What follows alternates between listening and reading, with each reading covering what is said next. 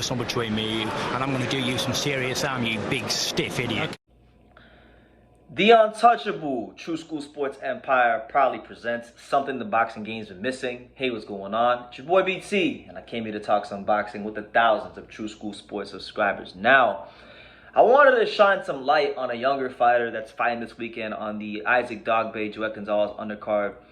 You know, I'm pretty good friends with Abdullah Mason, who is the oldest of the Mason brothers boxing family. You know, the Mason Five, aka the Jackson Five of boxing. You know, and Abdullah Mason, he's fighting this weekend on the top ranked card. It's his third pro fight against Luis Fernandez, who's 1-3-1.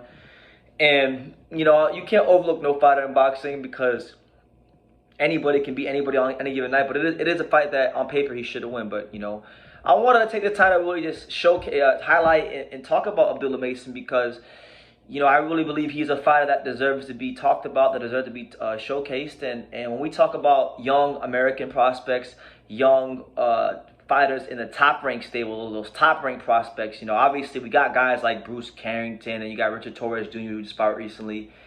And, you know, I like Bruce Carrington, and Richard Torres is okay, I guess, but I don't like those guys, and I don't really like many, if any, top-ranked prospects the way I like Abdullah Mason. I think Abdullah Mason has a lot of things going in his favor, and I kind of want to talk about that, you know, and just hit himself. So I guess we'll have to start off with him, just with the foundational parts of his career, of what makes Abdullah Mason a fighter, and how he came to be.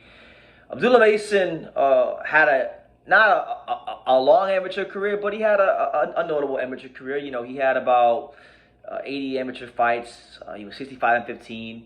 You know, he won some decent tournaments, such as, you know, he won the JO Nationals. He was second in JO Nationals, and then he actually won the Junior Open. You know, won the Eastern Regional Open. Just you know, he did some good things in the amateurs. Didn't go the Olympic route. Decided to really just focus in on being a pro. But man, there's a lot to like about him when you put on the film. The amateur pedigree is cool. The stats are cool, but the film don't lie. And that applies to any fighters, and it doesn't lie when you watch him. You know, he first and foremost, he's a southpaw, and anybody that knows anything about boxing knows that when you get a good southpaw in there that knows what he's doing, that's one of the most difficult things to prepare for. You know, these southpaws can run boxing, it seems, at times. And, you know, it's not easy to get southpaw sparring, let alone prepare for one at the elite level under the lights in fights, you know what I'm saying? So, Abdullah Mason, one thing that sticks out about him to me is his punch placement. His ability to know which shots to throw at which distance. Which is always the hardest thing for a young fighter, because when you have these younger fighters, especially when they have guys hurt, they just want to jump on these guys and get them out of there. He's very patient. He has in his own way, he has an understanding of distance that's on the level of like a maybe this might be a big statement, and I don't want to like hype up the guy kid too much because it's not fair, but to me, when I watch him, I think he has like the understanding of distance that would rival like a Shakur Stevens type of fighter. You know, he really knows when to punch, when to reset, when to feint. He's got good hand speed. He's got respectable power. And the thing about Abdullah is he's such a young fighter. You know, he didn't have a ridiculously long amateur career. So I still think there's room for him to grow. As to where guys like Bruce Carrington and Shakur Stevenson, these guys were more finished products than Abdullah Mason was when he came into the pros. You know what I'm saying? So I think there's a high ceiling from him. You know, when you look at his frame and how long he is, I still think there's weight and muscle to put on that frame. So I'm thinking over the years, as he matures and gets taller and things like that, I'm thinking he could be a welterweight, you know, in a couple years. You know, maybe by the time he's 23, 24, he might be a fighter that you look at and say, hey, he's a welterweight fighter. But yeah, the future is bright, you know, really. And aside from all that, aside from like the attributes, I think that Abdullah Mason, what he has going for him more than most fighters is that he's got his feet on the ground. You know, I'm a Christian myself, so I respect people of all religious backgrounds, whether it's the same or different than mine.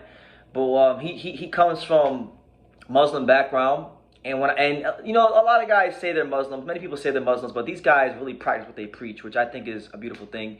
You know, the Mason brothers, I've met, I think like 3 or 4 of them. I met Amir, Abdullah, and I think Ibrahim I met. That was the one I met in Cleveland. So I met 3 of the 5.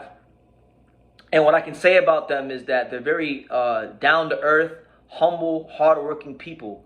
They don't have foul language like I tend to have sometimes. So in that regard, they're an example to your boy BT. But yeah, I mean, Abdullah Mason, very well experienced fighter. This is a guy in Abdullah who he sparred, you know, some of the top names in boxing. He's been in the ring with like guys like Shakur Stevenson and I believe he was there with Jamel Herring. He was Jamel Herring's sparring partner for his last fight. So I'm telling you guys, you know, one thing about Abdullah is, you know, I think his boxing will speak for itself, and eventually people will catch on. But I think it might take longer for people to catch on because, you know, he's not one of these guys that's going to be in the media talking trash and saying foolishness and things like that. He's going to represent himself and his family and his bloodline with a lot of class and dignity, and he'll be a credit to his father and the people around him, not someone that's going to bring dishonor to his family's name, you know.